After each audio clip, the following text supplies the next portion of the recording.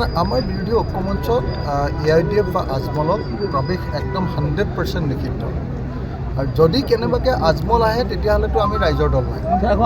আৰু কংগ্ৰেছ দলেও ইতিমধ্যে স্পষ্ট কৰি দিছে যে যিকোনো পৰিস্থিতিতে হ'লেও মুছলমান সাম্প্ৰদায়িক দল আৰু হিন্দু সাম্প্ৰদায়িক দল বিজেপি এই দুটাৰ লগত কেতিয়াও আপোচ আমাৰ নহয়। এই দুটাৰ লগত আপোচ আমাৰ নহয়।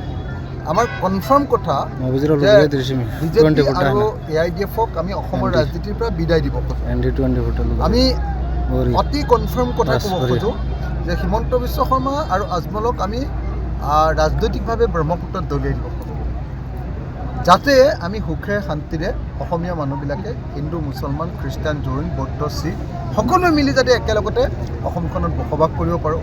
সকলো জনজাতি সকলো জাতি সকলো জনগোষ্ঠীৰ মানুহে যাতে ঐক্যবদ্ধভাৱে আমি জীয়াই থাকিব পাৰোঁ।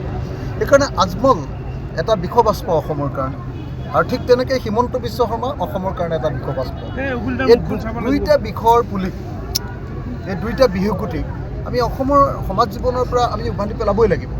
আৰু সেইকাৰণে মই আপোনালোকক অতি কনফাৰ্ম কৰি দিছোঁ যে ভৱিষ্যতে আপোনালোকেও আমাক নোট দিব যে আজমল আমাৰ এলায়েন্সত আহিব নেকি, আহিব নোৱাৰে।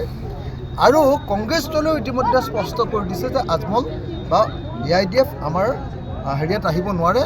হিন্দু সাম্প্ৰদায়িক দল মৌলবাদী দল বিজেপিক আমি অসমৰ পৰা বিদায় দিব খোজোঁ, আৰু মুছলিম সাম্প্ৰদায়িক দল মৌলবাদী দল আমি AIDFকো অসমৰ পৰা বিদায় দিব খোজোঁ।